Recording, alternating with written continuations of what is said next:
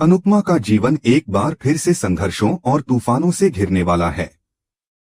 इस बार वह खुद को और अपने परिवार को एक और मुश्किल हालात से निकालने के लिए तैयार हो चुकी है, क्योंकि जिस वरुण को अब तक सबने मददगार और नेक समझा था, उसकी असली पहचान अब सामने आने वाली है। वरुण की साजिशों का पर्दाफाश होना तय है और अनुपमा इस बार पूरी ताकत के साथ उसे बेनकाब करेगी। वरुण, जो अपनी चिकनी चुपड़ी बातों से न केवल शाह परिवार को बल्कि द्वारका के आसपास के लोगों को भी भ्रमित कर चुका था, अब अपनी उल्टी गिनती का सामना करने वाला है। कहानी उस मोड़ पर आ पहुंची है जहां वरुण को अपनी जीत का पूरा यकीन हो चुका है। उसे लगने लगा है कि राही को फंसाकर और प्रेम को रास्ते से हटाकर उसने सारी बाधाएं पार कर ली हैं। वह समझ रहा है कि अब उसका सफर आसान हो चुका है, लेकिन वह यह भूल जाता है कि उसका सामना कोई साधारण महिला से नहीं बल्कि एक मां से होने जा रहा है। अनुपमा, जिसने पहले चुप्पी साधी थी, अब वह उस खामोशी का खेल खेल रही है जो तूफान के पहले की शांति होती है। वरुण अपनी साजिशों में इतना व्यस्त हो चुका है कि उसे यह तक नहीं समझ आता कि अनुपमा ने उसकी चालों को पलटकर रख दिया है। जैसे जैसे कहानी आगे बढ़ती है, दर्शकों को यह दिखाया जाता है कि वरुण ने राही को नुकसान पहुंचाने की योजना बनाई है। वह राही को एक कानूनी झमेले में फंसाना चाहता है ताकि उसकी बेगुनाही साबित न हो सके। उसका लक्ष्य है राही को बदनाम करना और अनुपमा की नजरों में उसे गिरा देना। इसके लिए उसने राही के खिलाफ कई झूठे सबूत तैयार किए हैं, जिसमें उसे पैसे की चोरी या किसी बड़े फ्रॉड में शामिल दिखाया जा रहा है। वरुण का यह प्लान बिल्कुल साफ है। राही को हर किसी की नजर में गिराकर वह खुद को हीरो साबित करना चाहता है और लोगों से सहानुभूति बटोरना चाहता है। लेकिन कहानी में एक जबरदस्त ट्विस्ट आता है जब वरुण अपनी साजिश के कामयाब होने का जश्न मनाने की तैयारी कर रहा होता है। उसी समय अनुपमा, जो अपनी रसोई में काम कर रही है, असल में एक जासूस की तरह वरुण की हर हरकत पर नजर रख रही होती है।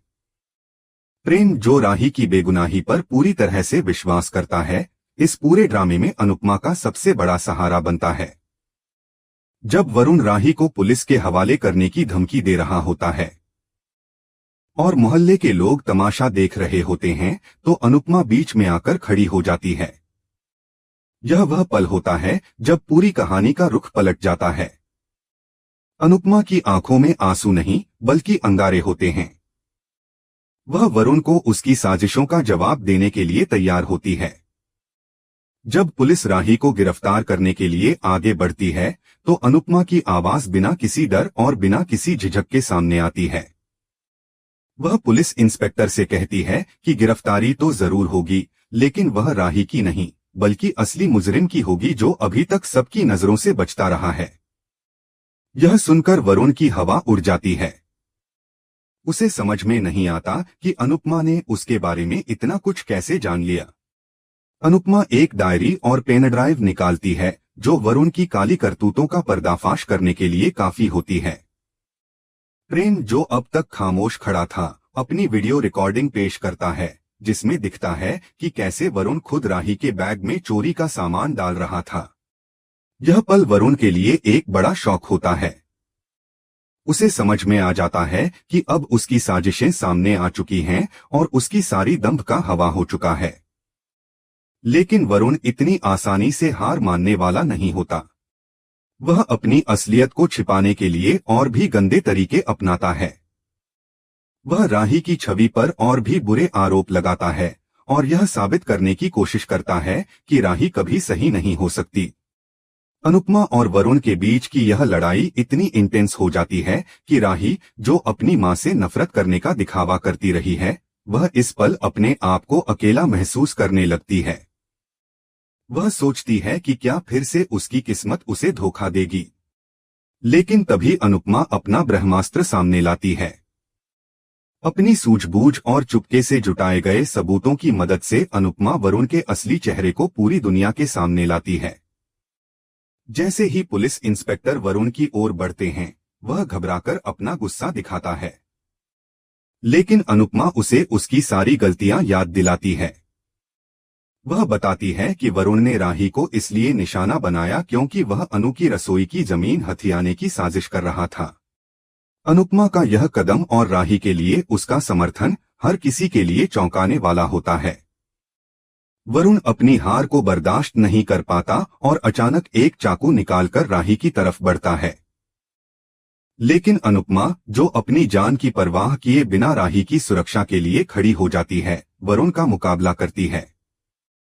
वह उसकी एक जोरदार थप्पड़ लगाती है और उसे सिखा देती है कि औरतों को कमजोर समझने की गलती उसने की थी। वरुण को जब पुलिस ने पकड़ लिया, तब पूरा मोहल्ला, जो कभी उसकी जय जयकार कर रहा था, अब उस पर थू थू कर रहा था। राही, जो अब तक अपने आप को अकेला महसूस कर रही थी, उसकी आंखों में आंसू थे, लेकिन इन आंसुओं में अब एक नई उम्मीद भी थी। अनुपमा ने उसे यह एहसास दिलाया था कि सच की हमेशा जीत होती है। हालांकि यह केवल एक लड़ाई थी, असली युद्ध अब राही के दिल तक पहुंचने का था।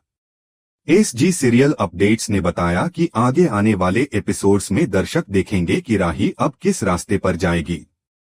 क्या वह शाह परिवार से फिर से जुड़ने की कोशिश करेगी या वह पूरी तरह से उनसे अलग हो जाएगी। एक दिन जब राही आध्या सड़क पर चल रही होती है, अचानक एक तेज रफ्तार गाड़ी उसकी तरफ आती है और राही हड़बड़ाहट में गिर पड़ती है। गाड़ी रुकती नहीं है, लेकिन राही को चोट लग जाती है। यह दृश्य प्रेम को हैरान कर देता है और वह उसे उठाने के लिए दौड़ता है। शोर सुनकर अनुपमा भी बाहर आ जाती है और राही को देखकर उसकी जान निकल जाती है। अनुपमा तुरंत राही को अपनी गोदी में उठा लेती है। राही बेहोशी की हालत में बड़बड़ाती है और उसमें पापा, अनुज जैसे शब्द सुनकर अनुपमा के कानों में जैसे बिजली की कड़कन सुनाई देती है। अनुपमा को यकीन नहीं होता, क्या राही ने सच में अनुज का नाम लिया था। वहीं दूसरी तरफ प्रेम को वह जगह पर कुछ गिरा हुआ मिलता है जहां राही और वरुण के बीच हाथापाई हुई थी। वह लॉकेट को उठाता है और जब उसे खोलता है तो वह दंग रह जाता है। इस लॉकेट में अनुज और छोटी आध्या की फोटो है। यह लॉकेट प्रेम को यह एहसास दिलाता है कि राही सच में आध्या है, अनुपमा की खोई हुई बेटी। अब एक बड़ा सस्पेंस उत्पन्न हो जाता है। क्या प्रेम अनुपमा को यह सच्चाई बताएगा या फिर किसी और मोड़ पर अनुज की एंट्री होगी। राही की हालत देखकर अनुपमा की रूह कांप जाती है। प्रेम किसी तरह ऑटो का इंतजाम करता है और अनुपमा राही को अपनी गोदी में लिए हुए अस्पताल पहुंचती है। अस्पताल में अफरा-तफरी मच जाती है और डॉक्टर राही को इमरजेंसी वार्ड में ले जाते हैं। थोड़ी देर बाद डॉक्टर बाहर आकर बताते हैं कि राही का बहुत खून बह चुका है और उसका ब्लड ग्रुप बहुत रेयर है, जो ब्लड बैंक में नहीं मिल रहा। अनुपमा बिना किसी देरी के डॉक्टर से पूछती है कि कौन सा ब्लड ग्रुप है। जब डॉक्टर जवाब देते हैं तो अनुपमा चौंक जाती है क्योंकि यह वही ब्लड ग्रुप है जो उसका खुद का है। अनुपमा तुरंत डॉक्टर से कहती है, मेरा खून ले लीजिए, मेरा ब्लड ग्रुप वही है। प्रेम अब यह सब देखकर सोचता है कि यह कोई संयोग नहीं हो सकता। जब अनुपमा खून देने के लिए जाती है, तब प्रेम अकेले में उस लॉकेट को खोलता है और उसमें जो तस्वीरें हैं, उन्हें देखकर उसका सिर चकरा जाता है। वह अब पूरी तरह से यकीन कर लेता है कि राही ही आध्या है। वह जानता है कि राही को यह सब सच बताना अभी ठीक नहीं होगा। जब अनुपमा खून देने के बाद बाहर आती है तो प्रेम उसका सामना करता है। लेकिन इस दौरान तोशु और पाखी, जो पहले राही की कोई परवाह नहीं करते थे, अब अनुपमा से अस्पताल के बिल की चिंता करने लगते हैं। तोशु अनुपमा से कहता है कि अगर वह बीमार पड़ गई तो कौन अस्पताल का बिल भरेगा। अनुपमा, जो पहले ही परेशान होती है, लेकिन फिर भी वो अपने सिद्धांतों से मजबूती से खड़ी रहती है और कहती है, मैं भीख मांगूंगी, बर्तन मांजूंगी, लेकिन उस बच्ची का इलाज कराऊंगी। अनुपमा उनके सामने अपनी हिम्मत और समझदारी दिखाती है। इसी बीच राही के होश आ जाते हैं और वह अनुपमा से कहती है, मम्मी पानी, जो अनुपमा के दिल में गहरी छाप छोड़ जाता है। राही के मुंह से यह शब्द सुनकर अनुपमा दौड़कर उसे पानी देती है, लेकिन राही अपनी सख्त छवि फिर से अपनाने की कोशिश करती है। वह कहती है, तुम यहाँ क्या कर रही हो? मुझे तुम्हारी जरूरत नहीं है, लेकिन अनुपमा की मुस्कान और उसकी ममता राही के भीतर की सख्ती को तोड़ देती है। अनुपमा उसे बताती है, तुम्हें मेरी जरूरत हो या न हो, मुझे तुम्हारी जरूरत है। अब राही की सच्चाई सबके सामने आ रही है और वह अंततः स्वीकार करती है कि वह आध्या है, वही आध्या जिसे अनुपमा ने छोड़ दिया था। अस्पताल में एक बवाल मच जाता है और राही अपनी मां को लेकर अपनी नाराजगी व्यक्त करती है। वह कहती है कि अनुपमा ने उसे सड़ने के लिए अनाथालय में छोड़ दिया था और उसकी सबसे ज्यादा जरूरत के समय अनुपमा कहीं नहीं थी। अनुपमा का दिल टूट जाता है, लेकिन वह फिर भी आध्या को गले लगाने की कोशिश करती है, लेकिन आध्या उसे धक्का दे देती है और कहती है कि वह उसकी मां नहीं हो सकती।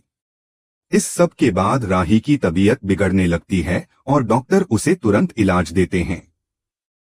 अब प्रेम को यह एहसास हो जाता है कि राही के मन में इतनी गलतफहमियां थीं, लेकिन वह भी यह जानता है कि राही को प्यार और ममता की जरूरत है और वह अनुपमा की मदद करने का वादा करता है। अस्पताल के बाद प्रेम अनुपमा से कहता है कि वह आध्या के दिल से नफरत निकालने में मदद करेगा। इस बीच अनुपमा अपने घर लौटती है और आध्या को अपनी ममता देने की पूरी कोशिश करती है, लेकिन आध्या का गुस्सा और नफरत बिल्कुल वैसी ही बनी रहती है। वह अनुपमा से कहती है कि वह यहाँ किसी भी हाल में नहीं रहना चाहती और अनुपमा के प्यार को नकारती है। फिर भी अनुपमा हार नहीं मानती और कहती है, माँ का प्यार कभी नहीं हारता। अगली सुबह अनुपमा आध्या के साथ घर वापस लौट आती है, लेकिन आध्या उसकी बातों और प्यार से पूरी तरह नफरत करती है। घर के अंदर फिर से एक नया ड्रामा शुरू हो जाता है। तोशु और पाखी जो पहले राही को बोझ मानते थे, अब अचानक से बदल जाते हैं और आध्या की जायदाद में दिलचस्पी दिखाते हैं। लेकिन आध्या जो पहले ही बहुत कुछ देख चुकी है, उन्हें अपनी असलियत बता देती है कि वह उनकी जायदाद में कोई हिस्सा नहीं देगी। अनुपमा का प्यार और संघर्ष अब और भी मजबूत हो जाता है। रात को अनुपमा भगवान कृष्ण जी की मूर्ति के सामने बैठकर शक्ति की प्रार्थना करती है और प्रेम उसके पास आता है। वह अनुपमा को दिलासा देते हुए कहता है कि वह आध्या को यकीन दिलाएगा कि वह दुनिया की सबसे अच्छी मां है। अगली सुबह जब अनुपमा द्वारिका के घाट पर सूर्योदय की पूजा कर रही होती है, तभी हवा में एक जानी पहचानी खुशबू घुल जाती है। उसे ऐसा लगता है जैसे कोई अपना बहुत करीब आ रहा है। तभी वह एक शख्स की पीठ देखती है जो शॉल ओढ़े हुए है और उसे देखकर उसकी धड़कन तेज हो जाती है।